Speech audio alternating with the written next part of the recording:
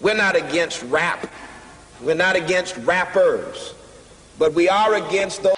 Something big about to happen. I hear the beat tapping. We some fly rhyming felines rapping on the track. Better yet, grab a gat, cause we hot like Enzo. Doors closed, windows up, cause that's the way we like to ride. Windy City hitting. Check mic 1 2 1 2. We live, baby.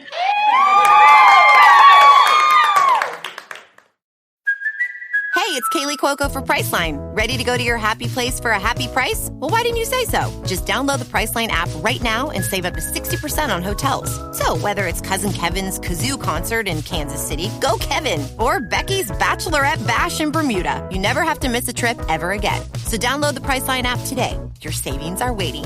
Go to your happy place for a happy price. Go to your happy price, Priceline.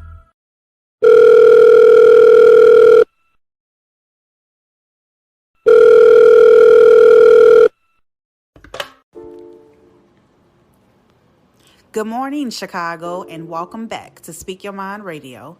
I'm your hostess with the mostest, Mzhiphop, aka Queen Star. And today's program includes my lovely co-host, my mom. Hey, Mom. Hey, baby, how you doing? I'm doing well, and you? I'm doing amazing. That's great to hear. Okay, so everyone, we will be discussing some of the ongoing crime here in America and giving our opinion on the matter. Let's start off with an icebreaker question for my mom, my guest. Mom, what's your favorite Sade song and why? Oh my God, there's so many. If I am forced to choose, I would have to say By Your Side. And it's one of my favorites because I love the lyrics. You know, she says, you think I'd leave your side, baby? You know me better than that. Do you think I would leave you when you're down and out? I love those lyrics because they remind me of my children. I would never, ever leave any of my children when they're down and out, no matter what they're going through. That is so heartfelt and warm and beautiful. I really appreciate that response, and I'm going to include the song Sade By Your Side inside of this program. So make sure you listen on Spotify, everybody, okay? Oh, that's great. Great. I love it already. Okay, so let's get into the show, shall we? As you know, there have been many carjackings here in Illinois, and the numbers have only risen since the beginning of the pandemic. So far, there have been over 1,300 carjackings alone, probably more, this year. Now, the Chicago area leads the nation in carjackings, and it's not good. It's actually pathetic. Here's the thing. It's not just here in Chicago. It's everywhere you go, and I actually want to talk about one incident that took place on October 29th at 4:49 a.m. 3 suspects are at large following an early morning car chase on I-57 in connection with a carjacking in Homewood, Illinois. That's a south suburb of Chicago, by the way. So state troopers were pursuing a vehicle with the 3 individuals going northbound on a highway, and the car finally came to a stop in front of the south side neighborhood of the 1600 block of South Ashland, where the suspects got out of the car and basically went home. Currently, no one is in custody because they fled the police on foot. So, Mom, what do you think about that? You know, I have a lot of emotions about that, but my biggest one is that these carjackings, this crime has escalated to a point that is beyond out of control. It's getting closer to home. I can remember years ago, one of my aunts saying that I bet these people that are doing this crime won't go into the ritzy neighborhoods. And here today, as we speak, they are in the ritzy neighborhoods. Everything that they've always done in their own neighborhoods, they have expanded now. And I tell you, to be honest with you, I think something more has to be done. I think we need to call in the military. Once upon a time, I thought that was a bad idea. I hope your audience will excuse my raspy voice this morning, but I'm hoping that someone will step up to the plate and forget about being the favorite politician and do something about this crime. I think the military, not the National Guards, but the military needs to be called in because it's too many of us dying for no reason and too many of them getting away. You just said no suspects. You always hear that, no suspects in custody. Doesn't make any sense. What happened to them fingerprinting steering wheels and door handles and getting a lead on these criminals, and nobody is saying anything? People know who these people are. They know. You know this your family member. You know it's Pookie down the street. You know it's Bobo. You know who these people are, and yet you sit and you do nothing. And then the minute law enforcement steps in, everybody wants to chant, holler, and protest. Come on now, we can do better than this. Wow, what a great response. And I totally agree with you. Everybody knows Pookie down the street, then had a criminal record since he was 3. Like, come on now. You know who these people are. Stop being afraid and just send an anonymous tip. I've always said that it's not that hard. And I also agree with what you said, Mom, about bringing in the military. I think, the military should come in and try to conduce some of this crime that's going on. But a lot of people say, oh, it's too much bloodshed. Well, there's already a lot of bloodshed going on. So why not try something new, right? Exactly. We have to try something else because what we're doing isn't working. It hasn't worked. It isn't working. They've taken over. I have a cousin who lives in New Mexico, and she hears about what's going on in Chicago, the crime rate, the way it's escalated. She hears about it in New Mexico. Now, what we say is that, this is going on everywhere. It's happening everywhere. That's true. But do we hear about crime that's happening in New Mexico? No, because ABC News, Fox News, or WGN, whatever network you aspire to, they are not talking about crime in New Mexico or in other certain areas of the country because it's not out of control the way it is in Chicago. It's like, do you people ever take a day off? It used to be a time that you could say, okay, well, I'm not going to go in this certain area past 8 p.m. Doesn't matter anymore. It can be 8 a.m. in the morning. They have no regards for life.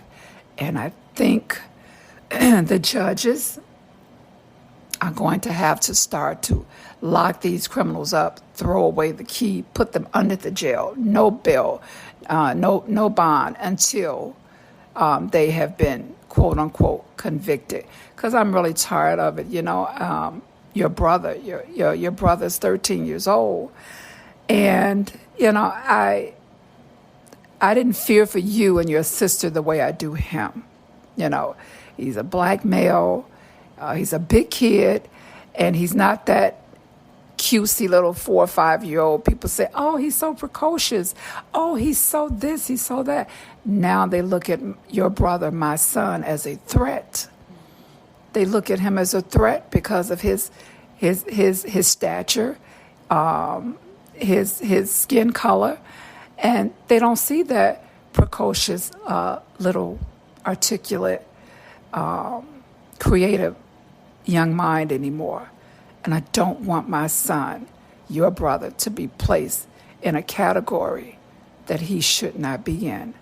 So, let's do something about this. It's gone too far. Yeah, I definitely agree with you about it going too far and having to stay alert and aware of your surroundings 24/7. Like you said earlier, it's been a time and place where you can say, well, I'm not going to go to this place past 8 p.m. But they're doing smash and goes in the shopping area with people in public and getting away with it. like, what are these cameras here for? Where is the security in the malls? I just don't understand. You know what I'm saying? And going back to my 13-year-old brother, yeah, I fear for his life too, being in this kind of chaotic environment. I really do. You have to continue to raise him in a safe space. So like you said, in New Mexico, yeah, they're hearing about Chicago. We ain't hearing about New Mexico crime here in Chicago. So that says something, Exactly. I actually had to ask my cousin, are you guys experiencing any crime there? She kind of chuckled. She said, of course we are, but not to the magnitude that my hometown, because she's from Chicago, that my hometown is in. And it's just... it's breaking my heart. The kids are dying in their homes. Kid was brushing his teeth a few days ago in his house, and a stray bullet hit him. 7 years old, fatally, killed him. And it's like, what the hell? He's in his house. How much safer can a child be than to be at home brushing their teeth to get ready to go to bed? What the hell? So, what is it going to take? It's going to take that old cliche, it takes a village, not only to raise a child, but it takes the whole village to stop this craziness, this nonsense that's taking place. We cannot continue to let this happen.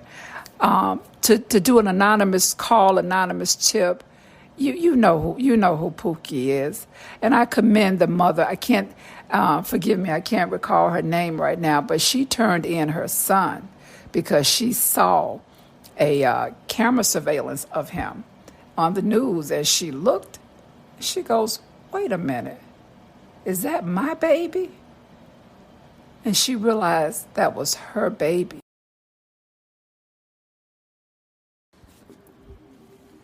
So she called the police on her baby to save his life. Wow. Most parents, cherish their season. They could do no wrong. So that was really great of her to turn her son in. Moving on for a moment, Mom, is there any other news stories you wish to talk about? As a matter of fact, there is. I'd like to leave you and your listeners on a lighter note. There's a young man by the name of Travis Terry. That's Terry with the T, Terry. He's 23 years old. He has his own brand. It's called iembe. And his mom is his model. She's 61 years old, and she's taken the industry by storm.